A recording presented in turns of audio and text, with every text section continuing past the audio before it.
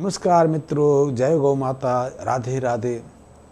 गाय की कई उपयोगिता हैं। गाय के गोबर की, गाय के गोमूत्र की एक और उपयोगिता है, वो है इसके माध्यम से जो अनुपजाऊ ज़मीन है, जो बंजर हो गई ज़मीन है, या यदि आपकी खेती की ज़मीन की उर्वरकता घट गई है, उसकी न्यूट्रिएंट वैल्यू घट गई है, उसकी पानी को सूखने की क्षमता कमज़ोर पड़ गई है, तो उसको आप पुनः सामान्य स्थिति में लाने के लिए भी गाय के गोबर और गाय के मूत्र से तैयार खाद का प्रयोग कर सकते हैं।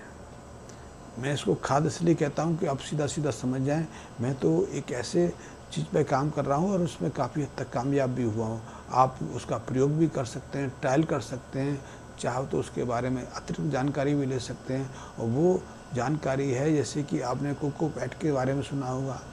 कोकोपैट होता है नारियल के वेस्ट से तैयार। नारियल का जो छिलका होता है, घासें जो होती है, उसे हम काफ़ी मात्रा में इकट्ठी कर लेते हैं। वैसे तो उसकी रेशे थे, उसका काम गद्दे बनाने के लिए या फर्नीचर, सोफे के फर्नीचर आदि बनाने में काम आता था। उससे पहले कुछ दूसरी चीज़ें भी उसका प्रयोग होती थी, लेकिन अभी तो कुछ लोगों ने उसका एक नया प्रयोग सीख लिया है, बना लिया है। वो है कि उसको छोटे छोटे टुकड़ों में काटो, फिर बारीक पाउडर बना लो और उसे कोकोपैट के नाम से गमलों में भरने के लिए, सीडलिंग करने के लिए, इनकी पौधों को अंकुरण पैदा करने के लिए, फसलों में वृक्षारोपण के लिए इसको कर सकते हैं। लेकिन ये जो कोकोपैट है, आज करीब 150 रुपये के आसपास पर केजी के हिसाब से बिकती है। महंगी भी है, लेकिन इसकी न्यूट्रिएंट वैल्यू कुछ ज़्यादा नहीं है।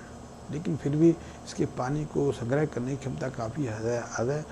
ये कोकोपैट है, अपने आकार से 10 गुना फैल जाती है। यानी कोकोपैट को पानी में भिगोएंगे तो वो अपने से 10 गुना ज़्यादा मात्रा में पानी सोख के फैल जाती है।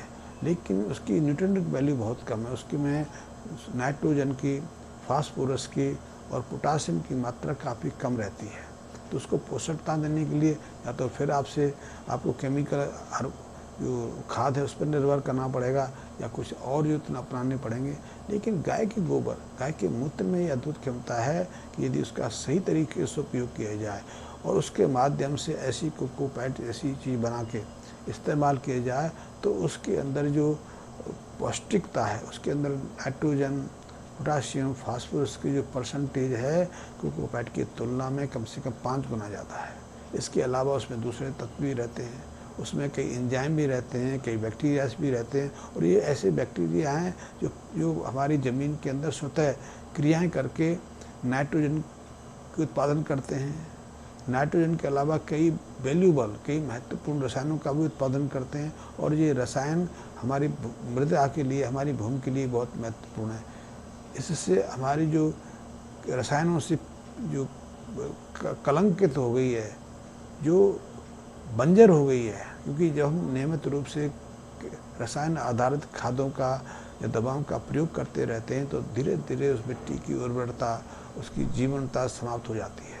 फिर वो कठोर बन जाती है, उसके पानी को संग्रह करने की क्षमता समाप्त हो जाती है, उसकी उर्वरकता जो धीरे धीरे समाप्त होती चली जाती है। और आपको जानकार होगा कि पिछले 50-60 सालों से जब से हमने अपने खेतों में रसायन आधारित खादों का प्रयोग शुरू किया है, चाहे वो यूरिया हो या दूसरे हों, हमने अपनी मृदा को, अपनी मिट्टी को उसकी जीवनता से समाप्त कर दिया है। हमारी जो ज़मीन है, हमारी जो खेती की ज़मीन है, वो बंजर होती चली जा रही है। और ऐसी ज़मीन की जो क्षेत्र पर है, लाखों हेक्टेयर के हिसाब से प्रतिवर्ष बढ़ रहा है। ऐसी बंजर भूमि का क्षेत्र बढ़ने से निश्चित रूप से फसलों के उत्पादन पर प्रभाव पड़ेगा। इससे उत्पादन ही प्रभाव नहीं होगा, भुखमरी की समस्या भी आ सकती है, या खाद्यान्न इतना महंगा हो सकता है कि आम आदमी के हाथ से निकल जाए।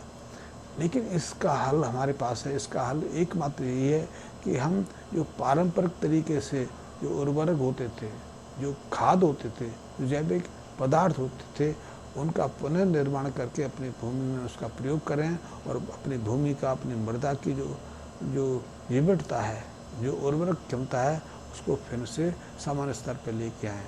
ऐसे बहुत सारे काम कर सकते हैं, क्योंकि गाय के गोबर, गाय के मूत्र से हम कोकोपैट के रूप में कुछ ऐसे तत्व बना सकते हैं, ऐसे पदार्थ बना सकते हैं जो मृदा, हमारे खेतों की जो भूमि है उसकी जीवटता को लौटा देती है।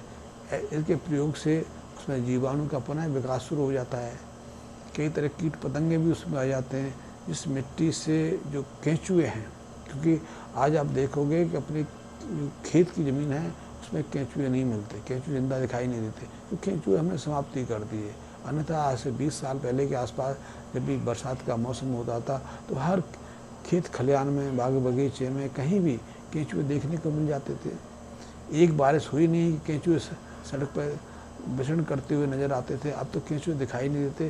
कोई बचा कुचा कहीं से आ भी जाए वो वैसे वाहन के नीचे आके दब के मर जाता है, क्योंकि हमने इतनी दवाओं का प्रयोग कर दिया। हमने दवाओं के माध्यम से अपने पूरे वातावरण को इतना विषाक्त बना दिया कि अब ऐसे जो अर्थवर्म हैं, जो केंचुए हैं, वो जीवित नहीं रहते, वो अपने संतान उत्पत्ति के कार्य को भी अंजाम नहीं दे पाते, क्योंकि आजकल हर जगह हम केमिकल का प्रयोग कर रहे हैं, खाद के रूप में कर रहे हैं, कीड़े मारने के लिए कर रहे हैं, पेस्टिसाइड को समाप्त करने के लिए कर रहे हैं। यही नहीं, हम हाथ धोने के लिए कई बार साबुन का प्रयोग करते हैं, कई बार डिटर्जेंट का प्रयोग करते हैं, कई अन्य चीज़ों का प्रयोग करते हैं। ये भी तो विषाक्त तत्व हैं। ये भी तो हमारे जल स्रोतों में जाकर हमारे वातावरण को प्रभावित करते हैं और इन कीट पतंगों को नष्ट होने का कारण बनते हैं।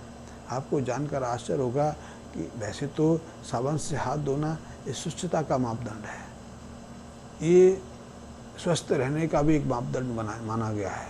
लेकिन क्या आप जानते हो कि जब से हमने नियमित रूप से अपने हाथों को साबुन से, चाहे वो लाइफ बॉय हो या दूसरे डिटॉल सोप हो, उसे साफ करना शुरू किया, तभी से छोटी छोटी बीमारियां जो पहले हमें परेशान नहीं करती थी अब भयंकर रूप धारण करने लगी हैं। चाहे वो हेपेटाइटिस की बीमारी हो, चाहे वो मलेरिया की बीमारी हो, चाहे वो डिसेंट्री की बीमारी हो, चाहे वो निमोनिया की बीमारी हो, क्योंकि हमारे बार बार ऐसे जहरीले रसायनों के प्रयोग से हमारा वातावरण इतना जहरीला बन गया कि ये जो साधारण बैक्टीरिया होते थे, जीवाणु होते थे, विषाणु होते थे, अब वो भी खाटी हो गए, अब वो रोग कारक बन गए। पहले वो रोग कारक नहीं थे। इसीलिए मच्छर तो पहले भी होते थे, लेकिन मच्छर के प्रकोप से हम मलेरिया से ग्रसित नहीं होते थे, हम डेंगू से प्रभावित नहीं होते थे, या फिर हाथी पाँव जैसे रोग हमें सामना नहीं करने पड़ते, या मस्ती के ज्वर का सामना नहीं करना पड़ता था, हमें हेपेटाइटिस का सामना करना नहीं पड़ता था। लेकिन अब तो जो छोटे छोटे साधारण से रोग भी इतने भयंकर होते चले जा रहे हैं, क्योंकि हमने अपने विषाक्त केमिकल के प्रयोग करने से अपने वातावरण को, अपने आसपास के क्षेत्र को इतना विषाक्त कर दिया है कि अब ये छोटे छोटे बैक्टीरिया, वायरस भी इतने विषाक्त बन गए हैं कि अब वो सीधे सीधे हमें प्रभावित करने लगे हैं और हमें कई तरह के रोगों का दुख देने लगे हैं।